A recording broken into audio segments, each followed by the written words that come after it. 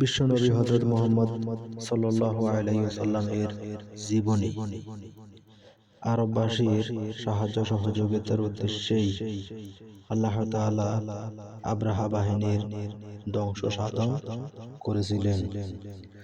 আল্লাহ তাআলা আব্রাহাকে তার বাহিনী সহ ধ্বংসের কারণ আব্রাহার ইচ্ছা ছিল আল্লাহর ইচ্ছার বিপরীত। সেই ইয়ামেনে অতি সুদর্শন একটি গির্জা তৈরি করে। উদ্দেশ্য ছিল খ্রিস্ট ধর্মের তৃপ্তবাদের প্রচার প্রসার। তার আরেকটি অপবিত্র ইচ্ছা ছিল তৌহিদের কেন্দ্র কাবার বিপরীতে তার নির্মিত গির্জাকে মানুষের সমাবেশ স্থলে পরিণত করা। অতএব মানুষের মনে ইয়ামানে নির্মিত গির্জার প্রতি কাবার অনুরূপ সম্মান মর্যাদা জাগ্রত করতে হলে কাবা ঘর ধসিয়ে দেওয়া দরকার, এমন একটা অপবিত্র ইচ্ছা থেকেই আব্রাহা কাবা শরীফ ধ্বংসের উদ্দেশ্যেই সৈন্য প্রেরণ করে। অন্যদিকে সমগ্র আরব আব্রাহার প্রতিরোধে ছিল সম্পূর্ণ অক্ষম। আব্রাহা সমকালীন সর্বপ্রকার যুদ্ধাস্ত্রের মালিক, অথচ কুরাইশ তথা আরববাসী যুদ্ধ অস্ত্র থেকে পুরোপুরি বঞ্চিত। আব্রাহা বাহিনীর মোকাবেলা করার মতো কোনো অস্ত্র তাদের হাতে ছিল না। উল্লেখিত পরিস্থিতিতে কাবা শরীফ রক্ষার জন্য জাগতিক যে উপকরণটুকু অবলম্বন সাব্যস্ত হবার ছিল তা নিষ্ফল প্রমাণিত হলে আল্লাহর শক্তিমত্তা, প্রভাব, পরাক্রম ও সম্মান মর্যাদায় তোলা লাগে। জগৎবাসী দেখল জাগতিক উপকরণের শক্তিমত্তার উপর ভর করে আল্লাহর কুদরতের সাথে প্রতিদ্বন্দ্বিতাকারী কিভাবে ধ্বংস হয়েছে। যে তাওহীদের কেন্দ্র কাবা ধ্বংসের জন্য সদ্বন্দ্বে বিশাল বাহিনী সহ আগমন করেছিল, আল্লাহ তাকে ধ্বংস করে কাবাকে নিজের কুদরতের ছায়ায় রেখে হেফাজত করেছেন।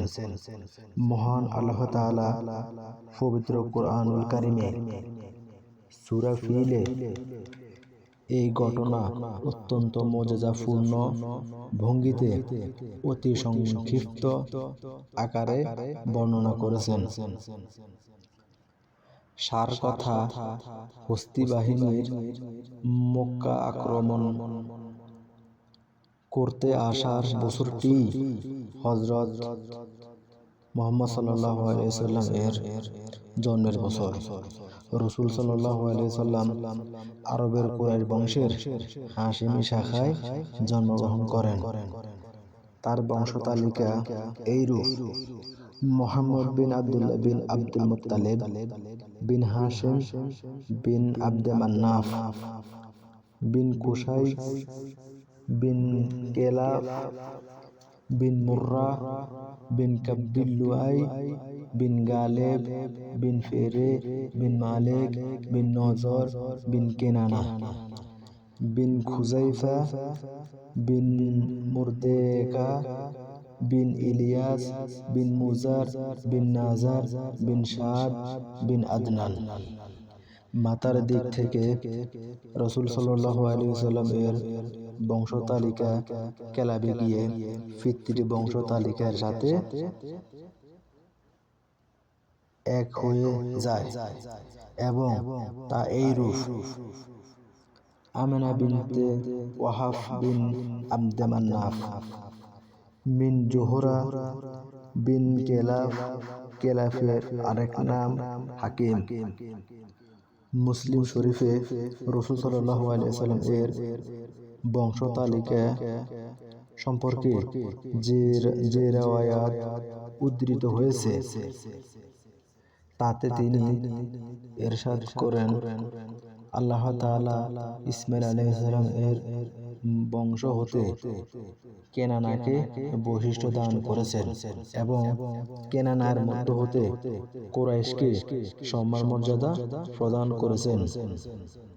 আবার কুরাইশ থেকে বনি হাশেমকে সম্মান মর্যাদা দান করেছেন এবং বনি হাশেম হতে আমাকে নির্বাচন করেছেন।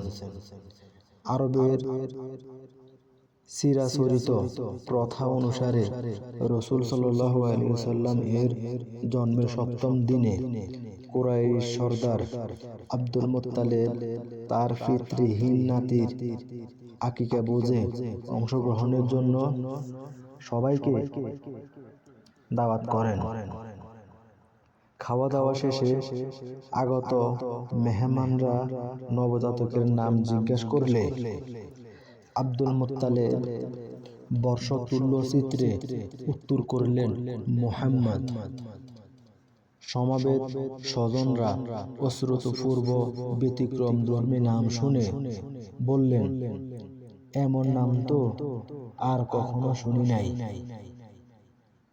যুগ যুগ ধরে স্বগোত্রে প্রচলিত সব নাম পরিত্যাগ পূর্বক আপনি এক ব্যতিক্রমী নাম রাখলেন। স্বজনদের আপত্তিপূর্ণ জিজ্ঞাসার জবাবে বৃদ্ধ আব্দুল মুত্তালিব বললেন, আমার একান্ত কাম্য এই সন্তান যুগে যুগে পৃথিবীর সর্বত্র প্রশংসিত হোক, তাই আমি তার এই নামকরণ করেছি। হযরত আমিনা গর্ভাবস্থায় স্বপ্ন দেখেন, কে যেন বলছেন, তোমার সন্তানের নাম রাখবে আহমদ।